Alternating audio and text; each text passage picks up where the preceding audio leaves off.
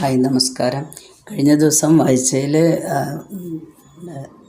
Phone ഡെഡായിപ്പോയി. അതുകൊണ്ട് മുഴുവനാക്കാൻ പറ്റിയില്ല. നമ്മൾ വരികൾ വായിച്ചേ ഉള്ളൂ. സുരലോകത്തിൽ നിന്നൊരു ജീവൻ പോയി നരലോകേ മഹീസുരനാകുന്നു. ചണ്ഡകർമ്മങ്ങൾ ചെയ്തവൻ ചാകുമ്പോൾ ചണ്ഡാല കുലത്തിങ്കൽ പിറക്കുന്നു. അസുരന്മാർ സുരന്മാരായിടുന്നു, അമരന്മാർ മരങ്ങളായിടുന്നു. അപ്പം നമ്മളുടെ ഈ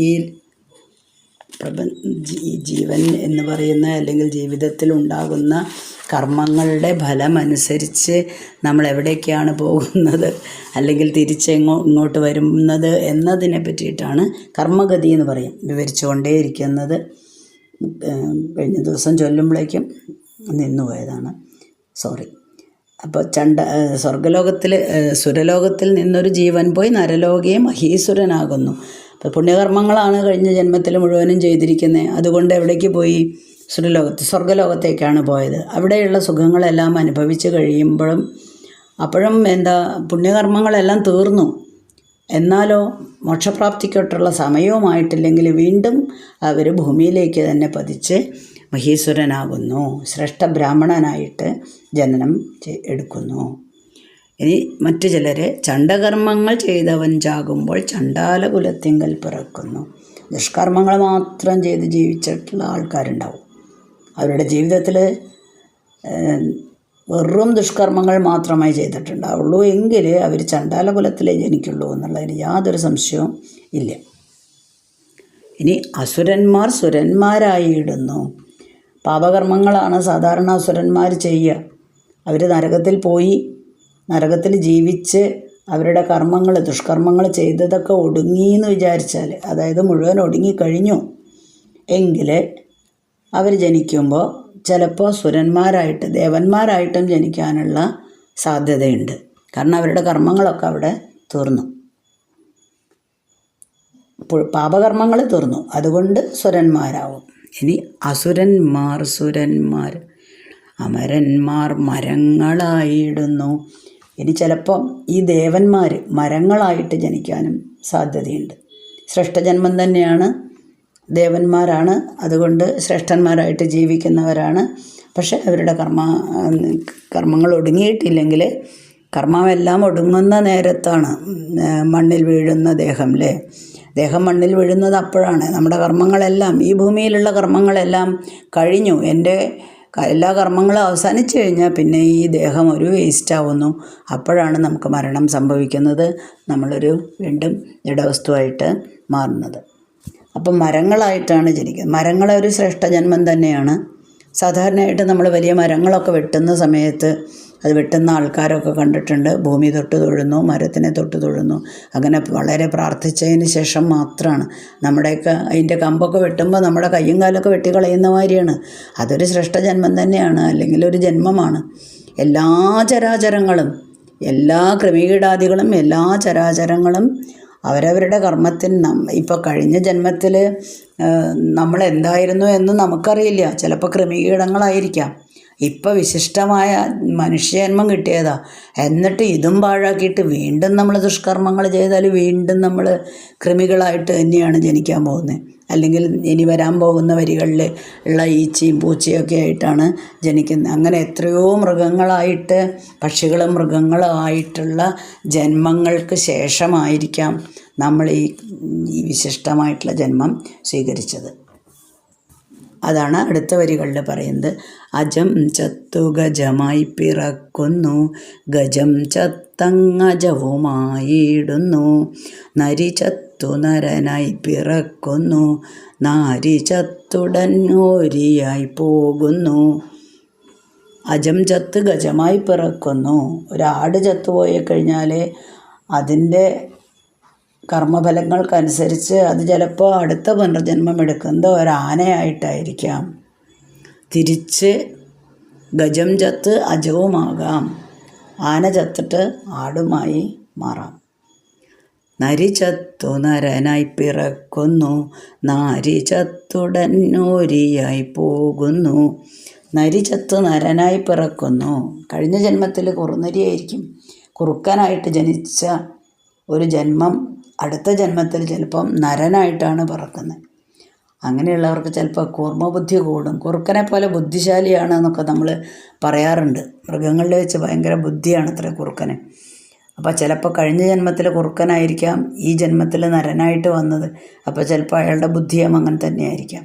അതേപോലെ തന്നെ ദുർബുദ്ധികളായിട്ട് ജീവിച്ചിട്ടുള്ള സ്ത്രീകൾ, അവർ ചിലപ്പോൾ അടുത്ത ജന്മത്തിൽ കുറുക്കനായിട്ട്, ദുർബുദ്ധി എന്ന് പറഞ്ഞിട്ടുണ്ടെങ്കിൽ മറ്റുള്ളവരെ ഒരു എന്താ പറയുക, നമ്മളുടേതായിട്ടുള്ള ഒരു കുറുക്ക് വഴി സ്വീകരിച്ച് അല്ലെങ്കിൽ നമ്മളുടെ ഒരു ബുദ്ധി കൊണ്ട്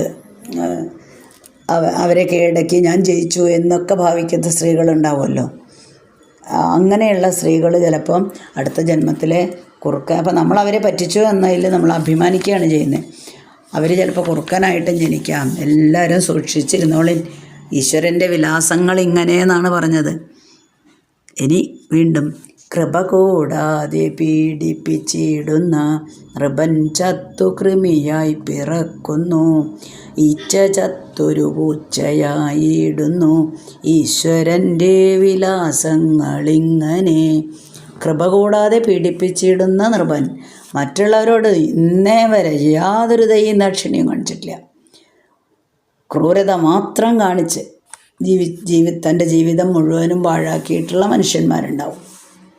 അങ്ങനെയുള്ള മനുഷ്യത്വമില്ല, കണ്ണിൽ ചോരയില്ല എന്നൊക്കെ നമ്മൾ പറയുന്ന പോലെ മനുഷ്യത്വമില്ല, ദയയുടെ ഒരു കണിക പോലും അവരുടെ അടുത്ത് കൂടെ പോയിട്ടില്ല.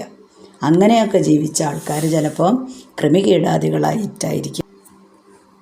അപ്പം അങ്ങനെ ദുഷ്ടപ്രവൃത്തികൾ ചെയ്തവർ കൃമികീടാദികളായിട്ടായിരിക്കും. കൃമികീടാദികളായിട്ട് ജനിച്ചാൽ എന്താ കുഴപ്പമൊന്നുമില്ല. ഒരു മനുഷ്യൻ്റെ അല്ലെങ്കിൽ സാധാരണ നമ്മളെ മറ്റുള്ള ജീവികളുടെ ഒക്കെ ചവിട്ട് ഏൽക്കുമ്പോഴേക്കും തന്നെ ചത്തരഞ്ഞിട്ടുണ്ടാവും. അതോടുകൂടെ ആ ജന്മം പെട്ടെന്ന് പാഴായിക്കോളും. പാഴാവല്ല, ആ ജന്മം തീർന്നു കിട്ടും.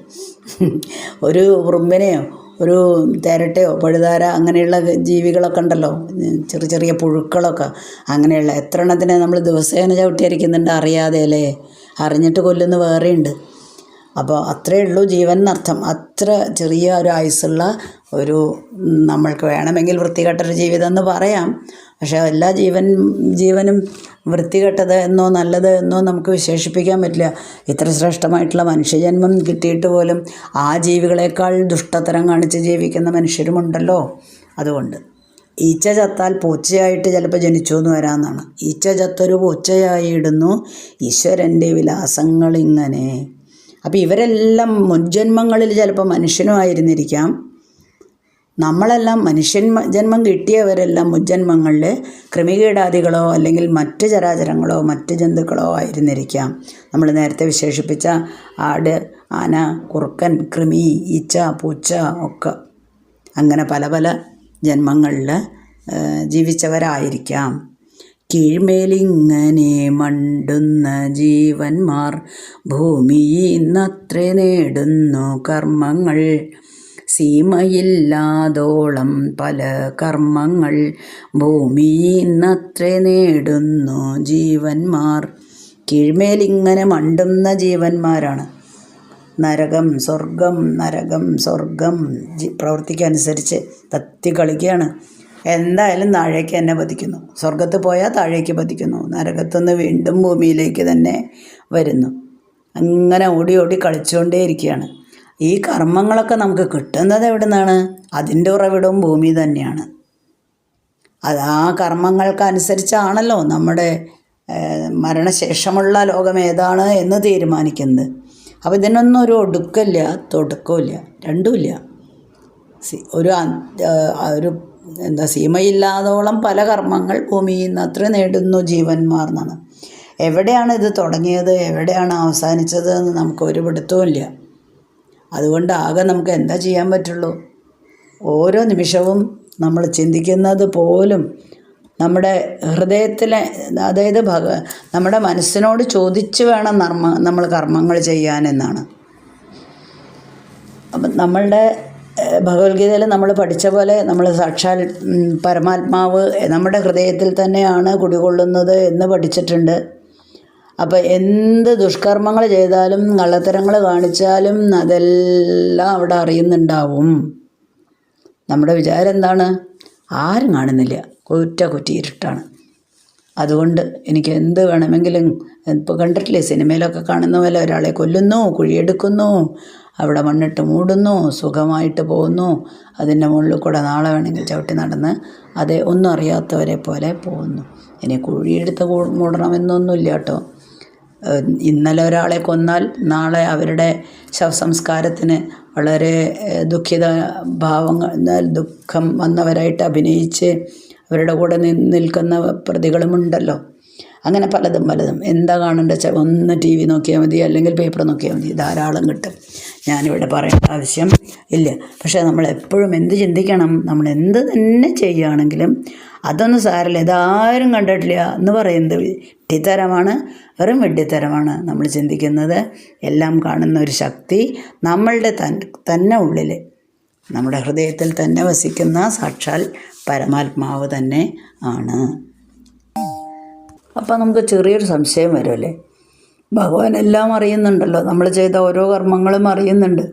അങ്ങനെയാണെങ്കിൽ നമ്മൾ ചെയ്ത കർമ്മങ്ങൾ നല്ല കർമ്മങ്ങളല്ലെങ്കിൽ അപ്പം തന്നെ ഒന്ന് ഓർമ്മപ്പെടുത്തിയാൽ എന്താ? ഈ ജന്മത്തിൽ തന്നെ അതിൻ്റെ ഓരോ റിസൾട്ട് തന്നൂടെ, തിരിച്ചടി. അപ്പോൾ നമ്മളൊന്ന് ചിന്തിക്കില്ലേ, നല്ലത് ഞാൻ ഇനി നന്നാവാന്ന് തോന്നില്ലേ? അതല്ലേ, കുട്ടികൾക്ക് അപ്പം തന്നെ ഒരു അവരുടെ വർക്ക് റെഗുലർ അല്ലെങ്കിൽ ചെറുതായിട്ടൊരു ഡോസ് കൊടുക്കുന്നതോ ഒരടി കൊടുക്കുന്നതോ ഒക്കെ നല്ലതായിരുന്നു. ഇപ്പോൾ വടിയൊന്നും ഉപയോഗിക്കാൻ പാടില്ല. അതുകൊണ്ട് തന്നെ അവരുടെ സ്വഭാവത്തിലും വളരെയധികം മാറ്റങ്ങൾ കാണുന്നുണ്ട്.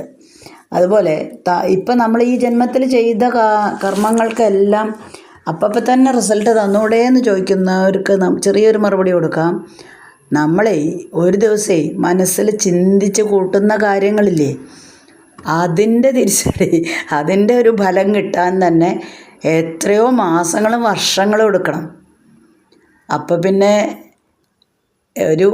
അതായത് ഞാൻ ഇന്ന് രാവിലെ മുതൽ രാത്രി കിടക്കുന്ന വരെ എൻ്റെ ചിന്തകൾ എന്തെല്ലാം അല്ലെങ്കിൽ എവിടെയെല്ലാം മേഞ്ഞ് നടന്നു, ഞാൻ എന്തെല്ലാം ചിന്തിച്ചു എന്നതിൻ്റെയൊക്കെ സൽഫലങ്ങളായാലും ദുഷ്ഫലങ്ങളായാലും അതെല്ലാം നമുക്ക് തന്നു തീർക്കാൻ മാസങ്ങളും വർഷങ്ങളും വേണം. അപ്പോൾ പകുതി വർഷം പകുതി ആയുസ് പോയി. ഇനി നാളെ ഞാൻ ചിന്തിക്കുന്നു, അപ്പോൾ ബാക്കിയും തീർന്നു. ഇനി ഞാൻ ജീവിക്കല്ലേ. നമ്മളിങ്ങനെ ഒരു 80-90 വയസ്സ് വരെയൊക്കെ ജീവിച്ചായിരുന്നാലത്തെ കാര്യം ആലോചിച്ച് നോക്കൂ. ഇതൊക്കെ എവിടെ തീരാറായി? കർമ്മഫലങ്ങളൊക്കെ തീരാൻ പോകുന്നേ ഇല്ല. അതുകൊണ്ടാണ് നമുക്ക് വീണ്ടും അടുത്ത ജന്മത്തിൽ ഇതെല്ലാം തീർക്കാനായിട്ട് ഒരു ജന്മം വേണ്ടി വരുന്നത്. ഒരു ജന്മം മുഴുവൻ ചെയ്യുന്ന കർമ്മങ്ങളുടെ കാര്യം പറയാനില്ല, ഒരു ദിവസം ചെയ്യുന്നതിൻ്റെ കഥയാണ് ഇപ്പോൾ ചെറുതായിട്ട് പറഞ്ഞത്. അതുകൊണ്ട് സൽക്കർമ്മങ്ങളാണെങ്കിൽ പിന്നെ പുണ്യഫലങ്ങൾ മാത്രമേ നമുക്ക് കിട്ടുള്ളൂ. അതിപ്പം ഈ ജന്മത്തിൽ അല്ലെങ്കിലും അടുത്ത ജന്മം നമുക്ക് കിട്ടിയെന്നും വരും. അപ്പോൾ നമ്മൾ നമ്മളുടെ ജീവിതത്തിൽ ഈ പരീക്ഷയൊക്കെ നന്നായിട്ട് എഴുതിയിട്ട് സൽക്കർമ്മങ്ങളൊക്കെ ചെയ്തിട്ട് ജീവിതം കഴിച്ചു കൂട്ടിയാൽ ഈ പരീക്ഷ നന്നായിട്ട് ചെയ്ത കുട്ടികൾ റിസൾട്ട് പ്രതീക്ഷിച്ചിങ്ങനെ ഇരിക്കുമല്ലോ. അപ്പോൾ മനസ്സിലൊരു ആഗ്രഹം ഉണ്ടാവും, നന്നായിട്ട് ചെയ്തിട്ടുണ്ട് ഞാൻ, എൻ്റെ ഒന്നും തെറ്റിയിട്ടില്ല. എപ്പോഴൊക്കെ തെറ്റിയോന്നൊക്കെ നമുക്ക് തന്നെ അപ്പം തന്നെ കണ്ടുപിടിക്കാമല്ലോ. നമ്മൾ പരീക്ഷ എഴുതി കഴിഞ്ഞാൽ അപ്പം തന്നെ റിസൾട്ട് അതിൻ്റെയൊക്കെ ആൻസേഴ്സ് പല ചാനലുകളിലും എല്ലാറ്റിലും വരും. അപ്പം നമ്മൾ എഴുതിയത് ശരിയാണോ എന്ന് നമുക്ക് തന്നെ ആൻസർ കണ്ടുപിടിക്കാനായിട്ട് പറ്റും. പിന്നെ വലിയ എസ്സേയൊക്കെ ആണെങ്കിൽ നമ്മൾ പഠിച്ചിട്ടായിരിക്കും എഴുതിയിരിക്കുന്നത്. ചെറിയ ക്വസ്റ്റ്യൻസൊക്കെ ആണെങ്കിൽ അതിൻ്റെ ആൻസർ അവിടെ തന്നെ പെട്ടെന്ന് തന്നെ നമുക്ക് കിട്ടാനായിട്ട് സാധിക്കും. അപ്പോൾ അതേപോലെ നമ്മൾ ഇന്ന കർമ്മങ്ങൾ ചെയ്തിട്ടുണ്ട്, നമ്മൾ തന്നെ ഒന്ന് ചിന്തിച്ചാൽ മതി, ഞാനിപ്പോൾ കർമ്മം ചെയ്തത് നല്ലതാണോ ചീത്തയാണോ എന്ന് അത്രയേ ഉള്ളൂ. അപ്പോൾ പിന്നെ അതിൻ്റെ റിസൾട്ട് എന്തായിരിക്കും എന്ന് നമുക്ക് തന്നെ ഊഹിക്കാനായിട്ടും സാധിക്കും. അങ്ങനെ വളരെ സന്തോഷത്തോടെയും സമാധാനത്തോടെയും മനസ്സമാധാനത്തോടെയും ഒക്കെ നമുക്ക് ജീവിക്കാനായിട്ട് പറ്റും. പക്ഷെ എന്തായിരിക്കണം, നമ്മൾ ഓരോ കർമ്മങ്ങൾ ചെയ്യുമ്പോഴും മനസ്സ് എന്ന് നമ്മൾ പറയുന്ന അല്ലെങ്കിൽ സാക്ഷാൽ പരമാത്മാവിനോട് അല്ലെങ്കിൽ സാക്ഷാൽ നമ്മൾ ആരാധിക്കുന്ന വിഗ്രഹത്തോടായാലും ഒന്ന് പറഞ്ഞ് മനസ്സിൽ സ്വന്തം ചോദിച്ചു നോക്കുക, ഞാനിപ്പോൾ ചെയ്യുന്നതെല്ലാം നല്ല കാര്യങ്ങളാണോ? ഞാൻ ആരെയെങ്കിലും ദുഷ്ടത്തരം എൻ്റെ മനസ്സിൽ ആരെ പറ്റിയെങ്കിലും വിചാരിച്ചോ, അല്ലെങ്കിൽ എന്തെങ്കിലും ദുഷ്ടപ്രവൃത്തി ഞാൻ പ്ലാൻ ചെയ്യുന്നുണ്ടോ?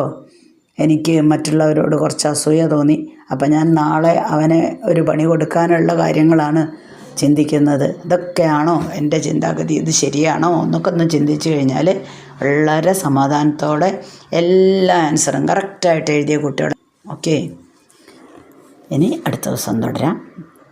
അസ്മിൻ പരാത്മന്നനുപാത്മകൽപ്പേ ത്വമിത്തമുത്ഥാപിത പത്മയോനി അനന്തഭൂമാ മമ രോഗരാശിം നിരുന്ധിവാദാലയവാസ വിഷ്ണു.